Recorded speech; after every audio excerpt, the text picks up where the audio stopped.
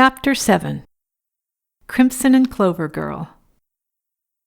As a child, I was a spitfire who tried to get attention by hurling myself onto the kitchen floor, kicking, flailing, barking, braying, my long, thick, dirty blonde strands thrashing around my face.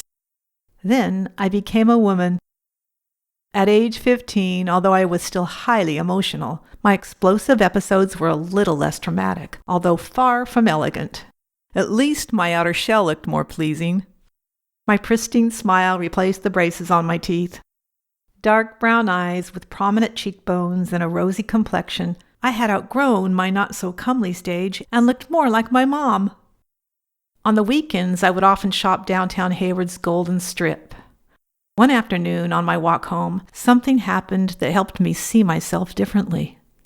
As I look back on this day, it was an afternoon driven by innocence, exploration, and exciting discovery. And although it lasted for less than a minute, I finally felt validated. It happened like this. I'm wearing my purple-white polka-dotted curve-hugging dress with a laced corset bodice. My boobs look huge in it. With my ear to my little handheld radio, I'm getting into the groove of Crimson and Clover when to my left I see a column of connecting beams, a skeletal structure of a multi-story building. I cup my fingers over my eyes to block out the sun and see them. Hardhats, an oceanful pounding on the roof, sweaty, bulging, bronze biceps glistening in the hot summer sun. One of them spots me and is pointing me out to the others. The song's hypnotic vibrato, along with all the male attention on the roof, frees all my inhibitions and raises my heart rate. Am I the Crimson and Clover girl in the song? All those years feeling insignificant as a child. Now, as a budding adult, I'm finally getting a big payday. I confidently sway my hips, clicking my white, round-toed go-go boots across the cement to the rhythm of the tremolo guitar. Do I dare look up at them? The warm breeze gives my hair a sexy tousle.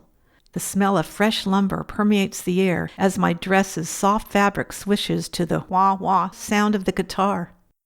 The mesmeric melody, together with the muscly men on the roof, make me feel like a flower power goddess. I'm about 3/4 of the way past them when I cautiously look up to discover that some of them are no longer hammering. The men are staring down at me, their jaws dropping through the dust-covered beams. This is my moment to feel invincible. But what do? I look down at the ground, sharing my Mona Lisa smile with the sidewalk. Still, just because I don't show it doesn't mean I don't feel it. These are real men.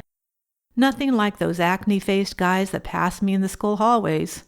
Their attention gives me a confidence boost. I know I'm a head-turner because it happens a lot to me, but I'm still innocent and oblivious to the private male anatomy. I haven't seen what is hidden under their clothing, and I have no clue as to what it all can do. Deep down, I'm perplexed. Why do I feel so invincible when strutting by a construction zone, yet so inferior, clumsy, and fat around my mother? I obsess about those yummy construction workers all the way home. I wondered what they look like naked, or even better, what if I married one of them and we had sex?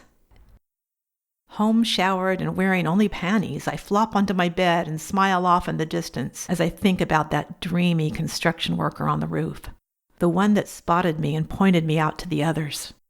A deep burning fills my cheeks and my throat feels constricted while imagining him without clothes. Still, a repentant voice within pleads with the Lord before I make my next move.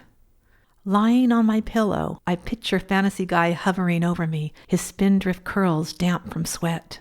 I let out a slow breath as I ghost my fingers across my tummy, pretending to be him. I close my eyes and see his smile beaming brighter. Will he explore all my erogenous places? As he ogles me with his expressive deep browns, I tell myself I should not engage in self-play.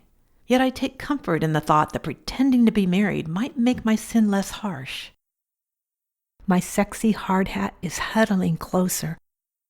I breathe in his smell. What kind of cologne is he wearing? Or is that fragrance the soap he uses? As I reach to fondle my girls, this dreamy guy instantly transforms into a dark, shadowy figure. My studly hard hat has been replaced by guilt. Guilt is on top, but it's not sexy. It's suffocating. Guilt is the predominant stink that overpowers the glorious smells of woody masculinity. I no longer feel exhilarated, but unworthy. And for me, there's nothing worse than feeling unworthy. Even in my shame, I can't help but wonder why the Lord would allow me to experience a hormonal hurricane inside my body, yet forbid me to act on it. As the night draws near, there's a headwind inside my restless heart, propelling me forward, pushing me through the gates of private property, thrusting me toward territories that have not yet been discovered. I know I have a choice. The choice is mine. I could either mow down guilt and hurl towards self-exploration, or spread my wings toward heaven. It's all up to me.